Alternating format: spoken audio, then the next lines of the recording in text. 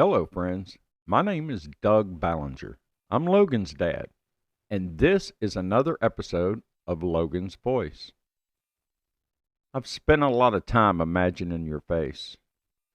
You know, the one who sold my son a poison cocktail and walked away. You told him it was heroin, and maybe that's what you thought it was too. Or maybe you knew. Maybe you just didn't care. Either way, what you handed him wasn't just a drug, it was a loaded weapon. My son Logan died because that cocktail was laced with fentanyl, xylazine, and cocaine. Not a little, not by accident, enough to kill him before he ever had a chance to realize what he was using. And now, I live with two people in my head. One who wants to hate you fully, who pictures what it would feel like to look you in the eye and tell you what you took from me and my family. And another who can't stop wondering if you're dead too. Or if you were a kid like him, caught in something way too big. That's the part no one wants to talk about. This isn't just about addiction, it's about poison. And the truth is, Logan didn't overdose, he was poisoned. And what happened to him is happening every day to sons, daughters, siblings, friends, people who think they're using one thing only to die from something else. That's what this episode is about. Not just my rage, not just my loss, but the systems that made this possible and the tools we should be using to stop it. I carry Narcan now. I tell Logan's story again and again. Not because it gets easier, but because it doesn't. If someone had tested that cocktail, if someone had been there with Narcan, if someone had told him the truth, maybe I wouldn't be recording this right now. But I am. Because I am Logan's voice. I am Logan's dad, and I will not be silent. Before the headlines, before the word fentanyl became part of my vocabulary, before the grief, the rage, this podcast, there was just Logan, my son. He wasn't perfect, and that's not me making excuses, that's me telling the truth. He was funny, too funny sometimes. The kind of kid that could make you laugh even when you didn't want to. The kind of laugh that came from his chest like he didn't know how to hold it in. He was smart. His mind worked sideways, creative, curious, restless. He could take things apart just to figure out how they worked. People, too. He could read someone's energy faster than most adults I know. Logan had dreams, and he had demons. And somewhere along the line, pain started taking up more space than possibility. Like a lot of people, he turned to something he thought would help. And his choice was heroin. That word scares people. I get it. But let me tell you something. My son wasn't reckless. He wasn't trying to die. He was trying to cope, trying to feel okay for 5 minutes. And yeah, I knew, at some point I knew. We had the conversations, the fights, the promises, the relapses, the this time I mean it moments. He tried. Oh, how he tried. And I believed we were getting there, that maybe we had turned the corner. But fentanyl doesn't care how many good days you had. It doesn't care how much love is in a family or how many times someone promised to get clean. But what Logan bought that night that he thought was heroin, all he got was poison. There's a moment that never leaves me. The moment I found out. It doesn't play like a movie. It doesn't even feel real. 1 second, I'm living life. The next, I'm staring at the end of my son's life. You don't come back from that. But you do decide what to do next. And I decided this. If Logan's story was going to end that day, then I would be the one to keep telling it loudly, repeatedly, until people listen. After Logan died, people came out of the woodwork to offer comfort. They said all the things you're supposed to say. Oh, he's at peace now. He knew you loved him. You did all you could. And then there were the other people. The ones who said things like, well, at least he's not suffering anymore, or he made a choice. It's just so hard to help people who don't want it. But here's what I've learned since Logan died. This isn't about bad choices. It's about a poisoned drug supply. You don't have to support drug use to support harm reduction.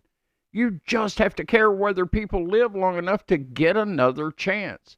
And if someone had tested that heroin, or what Logan thought was heroin, if someone had handed him a fentanyl test strip and said, check it first, if someone had Narcan and knew how to use it, my son might still be here. That's not theory, that's not fantasy, that's just the math. Because harm reduction works. Narcan, also known as naloxone, can reverse a fentanyl poisoning if someone is there and knows what to do. It's safe, it's easy, and it's legal in most places. Fentanyl test strips can detect the presence of fentanyl in substances people think are heroin, cocaine, or even fake pills like Xanax or Adderall. These tools don't encourage drug use. They reduce the risk of dying from drugs people are already using. And you know what? I wish Logan had known. I wish I'd known. I wish someone had talked to him.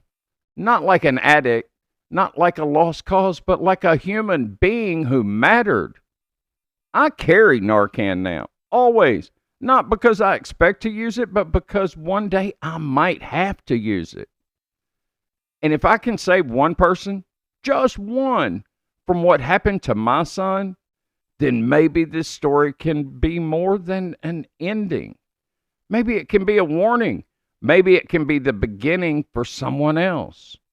Let's talk about the chain of greed. I want to go back to the person who sold my son that dose.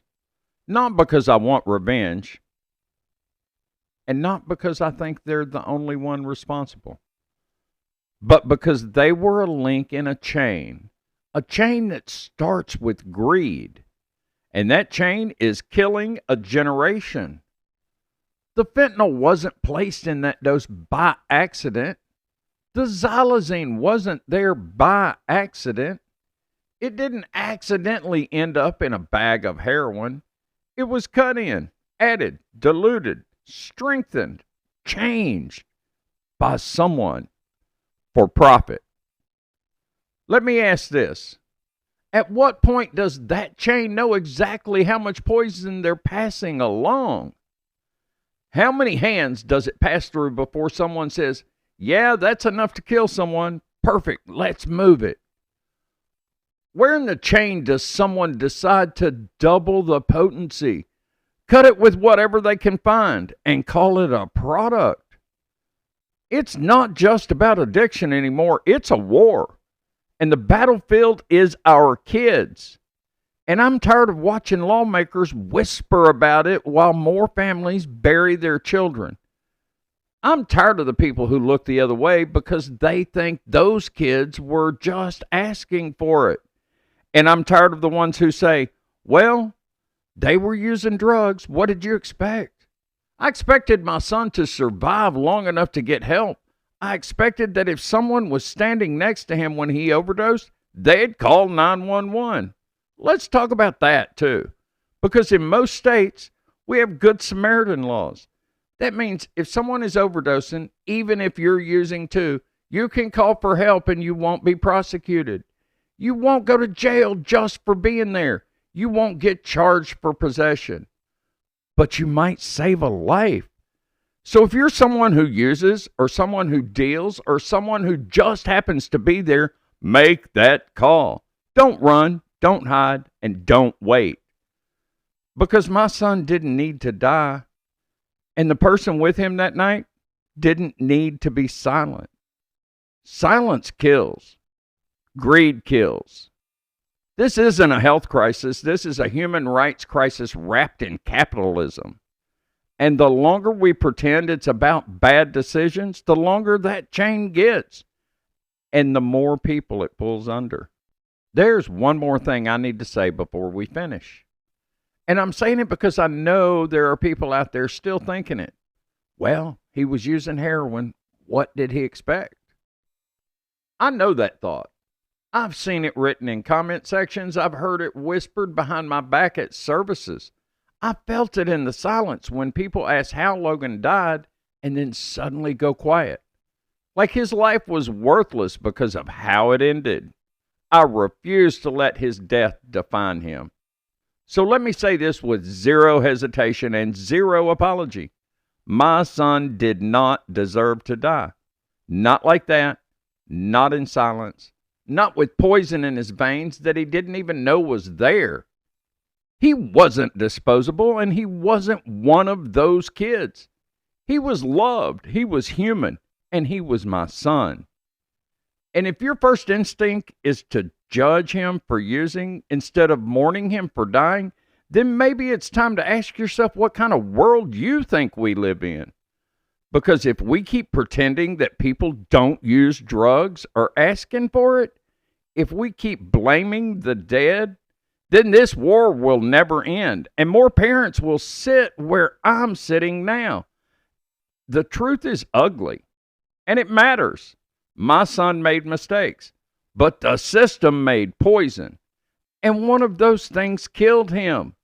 Hint, it wasn't the mistake.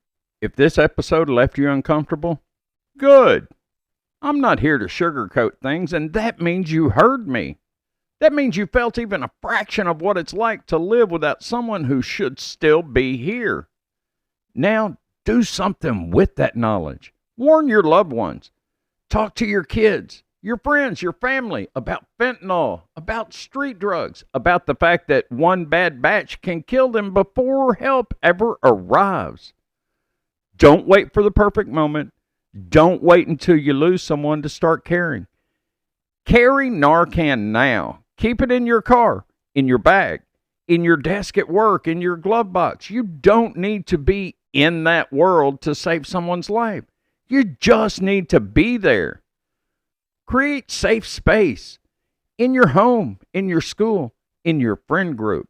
Make it known loud and clear that people can come to you without judgment, that asking for help won't get them punished, shamed, or shut out, because silence is what kills. And if this message meant something to you, help me share it. Go to our YouTube channel, Logan's Voice. Subscribe. Share the podcast. Send it to someone who thinks this can't happen to them, because it can. And the more people that hear the truth about this crisis, the more lives we might save before it's too late. I can't fight this alone, but together, maybe we can make enough noise to break through. I am Logan's voice. I am Logan's dad. And I will not be silent.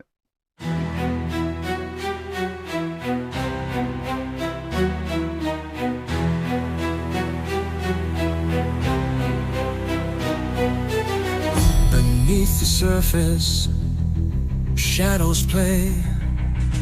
A quiet war, no marching day. No lines are drawn, no banners fly. Yet the echoes whisper, we've arrived.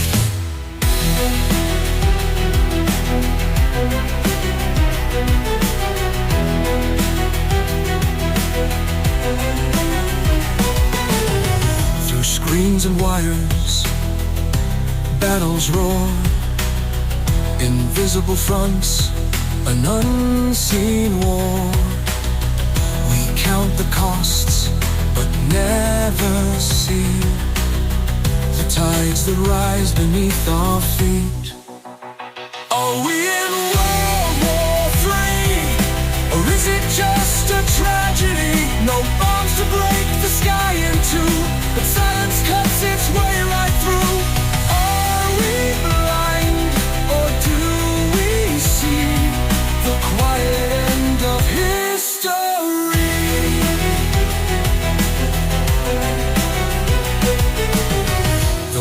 words are weapons, laced with fear, a poison truth we hold so near.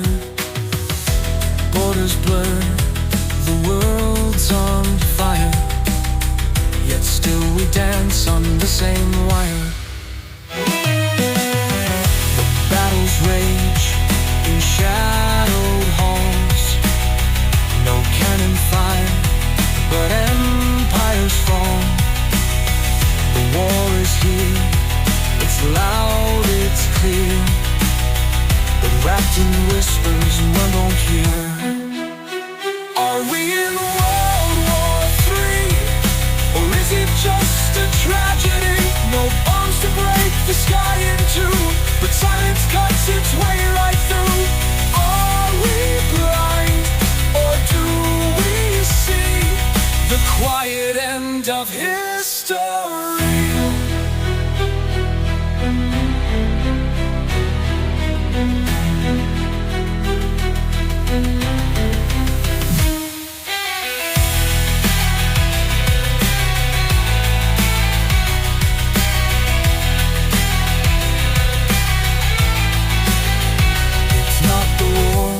In school, no armies marching, no golden rule, but in the data, in the cracks, the tides of conflict don't turn back.